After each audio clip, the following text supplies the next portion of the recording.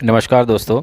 आज के इस वीडियो में हम आधारशिला क्रियान्वयन संदर्शिका भाषा की पुस्तिका को उदाहरण में लेकर के उस पर बात करेंगे कि ये ट्रैकर क्या है, ट्रैकर के प्रकार क्या हैं, सावधिक आकलन और साप्ताहिक आकलन कब और कैसे करना है। तो स्टार्ट करते हैं आज का वीडियो। ट्रैकर क्या है के संदर्भ में कार्य पुस्तिका पर यह सारा कार्य हमें करना है।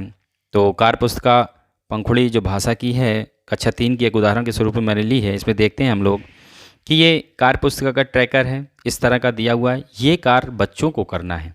बच्चे अपने कार्य को जैसे जैसे संपादित करते जाएंगे वैसे वैसे वो उस पर चिन्ह लगाते जाएंगे, सही का निशान लगाते जाएंगे।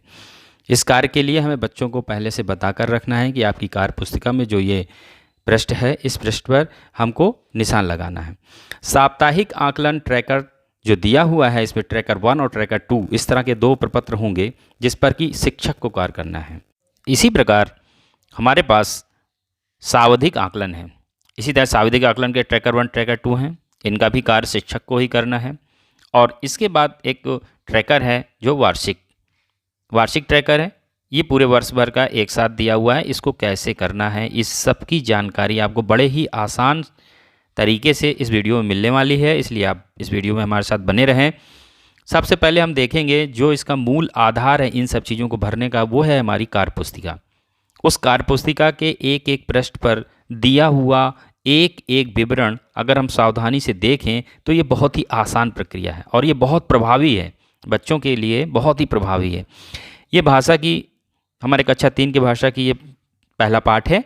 उस पाठ पर ये क्रियाविधि दी हुई है, हमें ये क्रियाविधि करनी है। और इस बच्चों के अनुसार इसमें चित्र जो भी दिया हुआ है बहुत आसान भाषा में दिया हुआ है, किसको किससे मिलान करना है, किसको चित्र को पूरा करना है, इस चित्र में क्या है, इस तरह से प्रत्येक दिन का कार्य विभाजन दिया हुआ है। पहले सप्ताह में पाठ 1, पाठ 2, पाठ 3, पाठ 4, पाठ 5 ये सारा काम हम कराएंगे। पाठ 6 का कार्य कराएंगे।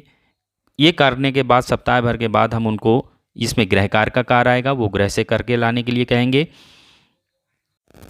इस तरह से हमें एक कार्य करते रहना है। और ये ध्यान देने वाली बात है कि जो हमारा सत्र है उसको 22 सप्ताह शिक्षण कार्य के लिए हम लोग को ये पूरा विभाजन बनाया गया है। भाषा के लिए प्रत्येक दिन 3 कालांश हैं। पहले और तीसरे कालांश में शिक्षण योजना के अनुसार कक्षा में हमें शिक्षण कार्य करना है। दूसरे कालांश में शिक्षण योजना के साथ साथ कार्य पुस्तिका के पाठों पर भी कार्य करना है। प्रत्येक दिन के कार्य के बाद हमें बच्चों को बताना है कि वो अपने ट्रैकर पर निशान लगाएंगे कि आज का कार्य हो गया। इसी तरह से हमें भी अपने ट्रैकर पर निशान लगाना है और किस तारीख से किस तारीख तक ये काम किया गया, सप्ताह 1 कब से कब तक हमने ये काम किया उसकी तारीख डालनी है, सही का निशान लगाना है इस पर। अब आती है बारी हमारी साप्ताहिक आकलन की। मैंने सीख लिया पाठ पर का और ये रा जो हिसाब दिया हुआ है, इस पर हमें रा वर्ण और का वर्ण पर बच्चों से कहना है कि गोला खींचिए। जो सही गोले खींच पाते हैं उनको हमको मार्क्स देने हैं। मार्क्स देने के बाद फिर हमें उस पर ये डिकोडिंग का कार्य हुआ और ये कार्य करने के बाद एक साप्ताहिक आकलन का प्रपत्र भरना है। यह प्रपत्र हमारी पुस्तिका आधारशिला क्रियान्वयन संदर्शिका भाषा में दिया हुआ है। इसको भरने में 2 स्तर हैं, एक डिकोडिंग एक मौखिक। डिकोडिंग की जब हम परीक्षा लेके बच्चों की, जब हम मैंने सीख लिया पाठ की परीक्षा कराते हैं तो उसमें जो बच्चे 50% से कम अंक लाते हैं उन्हें समूह 1 में विभाजित कर देंगे और उनमें गोला खींच देंगे। और जो बच्चे 50% से अधिक अंक लाते हैं उनको उनके अंक लिख देंगे। भाषा संबंधी आकलन वाले हिस्से में हमें देखना है कि यदि उन्होंने निर्धारित दक्षताएं प्राप्त कर ली हैं तो वहाँ पर सही का निशान लगा देना, और जो बच्चा अभी निर्धारित जो भी हमारे लक्ष्य उन्हें प्राप्त नहीं कर पा रहा है तो वहाँ पर हमको डैश लगा देना है और उन पर हमें कार्य करना है। टिप्पणी भी दी हुई है, टिप्पणी को हम लिखते जाएंगे। टिप्पणी में जो भी आपको उचित लगता है उस हिसाब से आप टिप्पणी दे सकते हैं। और इसके उपरांत आपको मैंने जूम करके दिखाया कि किस तरह से ये कार्य करना है। अब ये बात आती है कि जो बच्चे निर्धारित लक्ष्य को हासिल नहीं कर पा रहे हैं उन बच्चों से हमें क्या करना है। उन्हें हम लोग को उपचारात्मक शिक्षण के तहत इन बच्चों के साथ आवश्यकता अनुसार वर्ण शब्द पठन के स्तर पर कार्य किया जाएगा और वर्ण अक्षरों की पहचान दोबारा करवाएंगे, वर्ण अक्षरों शब्दों को ढूंढकर गोला लगवाएंगे। इस तरह के हम लोग कार्य कराएंगे। और अभ्यास कार्य जो हमारी कार्य पुस्तिका में दिया है। इसके बाद आता है हमारा सावधिक आकलन। सावधिक आकलन हमें कब करना है? सावधिक आकलन हमें 9वें और 18वें सप्ताह में करना है। 22 सप्ताह की शिक्षण योजना में 2 बार सावधिक आकलन किया जाएगा। पहला आकलन 9वें सप्ताह में और दूसरा आकलन 18 सप्ताह में किया जाएगा। इसे आंतरिक प्रक्रिया के तौर पर देखना चाहिए हम लोगों को। इसका उद्देश्य बच्चों को कक्षा स्तर की दक्षताओं को हासिल करने में मदद करना है।